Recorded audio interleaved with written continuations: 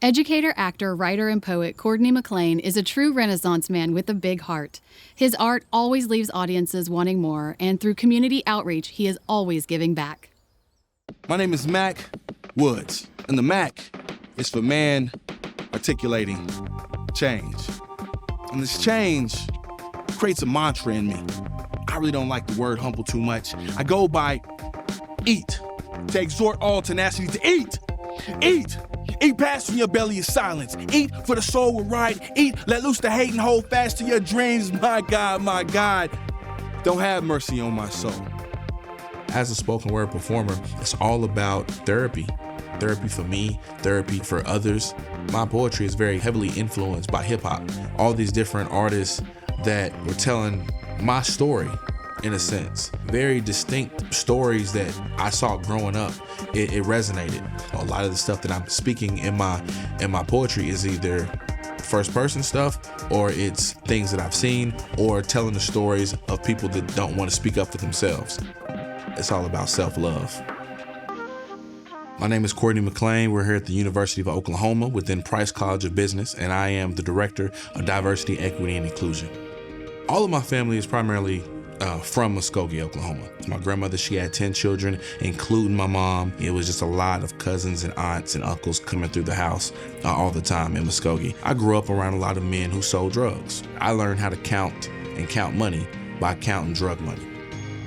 Yeah, so I have 2 girls. I'm really big on being a girl's dad. I'm really big on making sure that they have all the confidence and understand their self-worth. I just try to be as loving as possible so they'll never be out in the world thirsty for a male's affection or attention because they saw what it looked like coming from their father. I want my children to understand early they're beautiful, and I give them positive affirmations every single morning.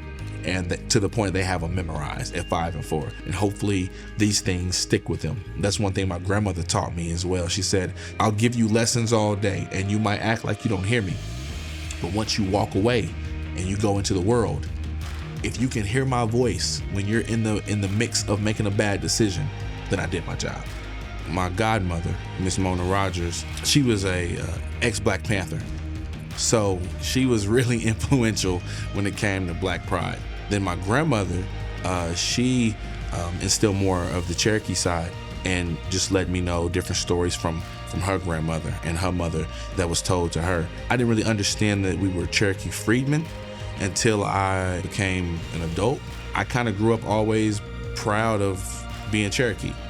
I would say the biggest impact on me, besides the matriarchs and the few male role models I had, was just seeing the violence, seeing people I grew up with either dead or in jail. Why did I make it out? Why did I do much better for myself?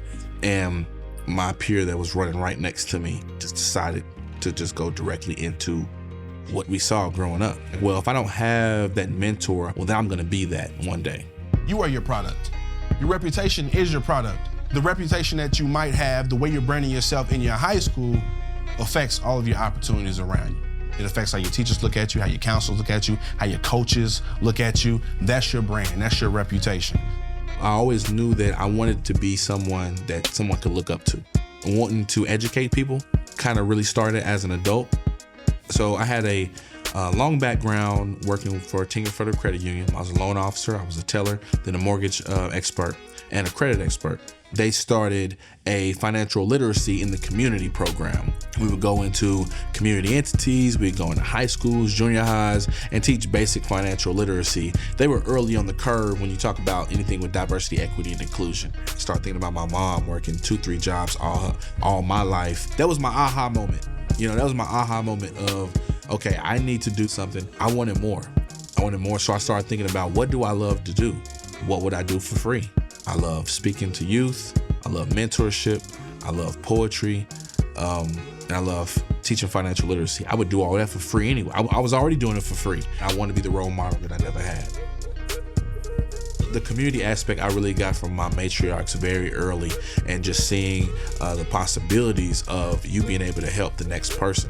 One thing I do here at the Diversity, Equity, and Inclusion Office is I teach young professionals that usually are marginalized groups of students that you're going into corporate America.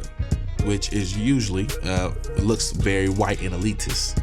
And they need to understand how to navigate those spaces, understand all of these different dilemmas that will affect them being a successful professional. The world is not going to water anything down. It's going to be hard on our youth. So they need to be educated up front, educated financial literacy, educated about America's history, educated on self-love and self-improvement, to make sure that my young ladies, my marginalized groups of students, they understand going into the real world that you may have been coddled a little bit here in college, but you need to prepare because the world is something different.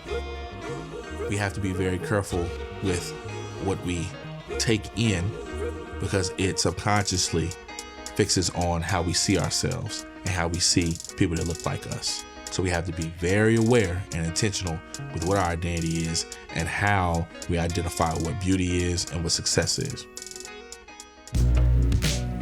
I'm an author. I published this book late 2018.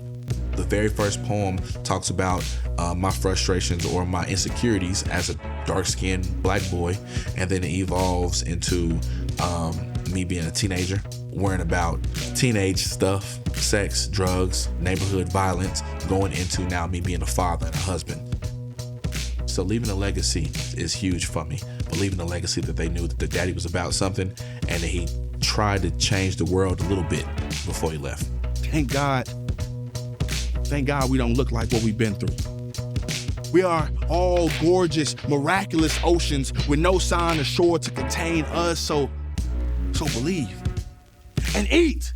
Eat past when your belly is silent. Eat for the soul will ride. Eat, let loose the hate and hold fast to your dreams. My God, my God. Eat past any doubt, any naysayer. Believe in yourself.